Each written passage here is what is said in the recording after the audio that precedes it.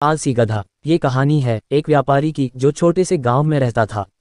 वह बाजार में अलग अलग प्रकार के सामान बेचता और पैसे कमाता। व्यापारी के पास गधा था। वह सामान की बोरी उसे पर लादता और बाजार में बेचने जाता। व्यापारी अपने गधे का बहुत ख्याल रखता था। वह जानता था कि गधा उसके व्यापार के लिए बहुत जरूरी है। गधे को बहुत साफ और स्वस्थ रखता, उसे बहुत बढ़िया खाना देता। गधा जवान और शक्तिशाली था। वह ढेर सारी बोरियां लेकर बाजार चला था, लेकिन गधा आलसी भी था। उसे काम करना पसंद नहीं था। बैठना, खाना खाना, आराम करना और सोना चाहता था। अरे आज फिर से बाजार जाना पड़ेगा, मालिक भी कितना कमीना है, वो एक दिन भी छुट्टी नहीं देता। बाजार की मांग के अनुसार व्यापारी रोज कई प्रकार की वस्तुएं जैसे दाल, अनाज, सब्जियां, मसाले और फल भी बेचता था। व्यापारी रोज गधों को लेकर गांव से निकल पड़ता था। बाजार पहुंचने के लिए उन्हें एक नदी पार करनी पड़ती थी। एक दिन व्यापारी के एक दोस्त ने उसे बताया कि बाजार में नमक की बहुत मांग है।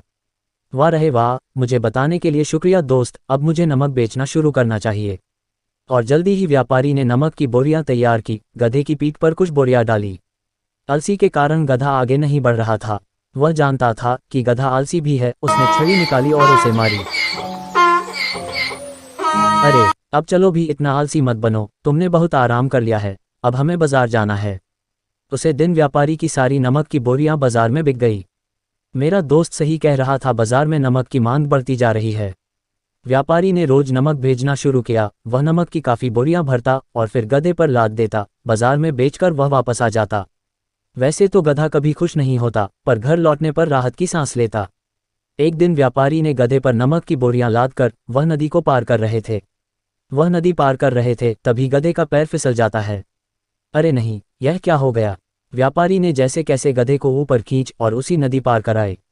गधा डर गया और उसे महसूस हुआ। अरे वाह, बोरियां अभी भी मेरी पीठ पर हैं, पर उसका वजन मुझे पता क्यों नहीं चल रहा।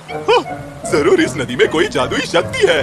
अरे वाह, अरे वाह। गधा यह नहीं जानता था कि नदी में कोई जादुई शक्ति नहीं थी, बल्कि जब वह गिर तो बोरियों का सारा नमक पानी में घुल गया, इसलिए उसे हल्का महसूस हो रहा था। अरे मेरी सारी मेहनत बेकार गई, अब मैं बाजार में क्या बेचूंगा। चलो अच्छा है कि मेरे गधे को कुछ नहीं हुआ, अब बाजार जाना बिल्कुल बेकार है, मैं अब घर जाता हूँ। अपनी अधूरी सवारी करके गधा घर लौट, उसके पास पूरा दिन पड़ा था। उसने भरपेट खाया और सो गया। वह बहुत खुश था। अगले दिन व्यापारी में फिर गधे पर बोरियां लादी और बाजार चल दिया।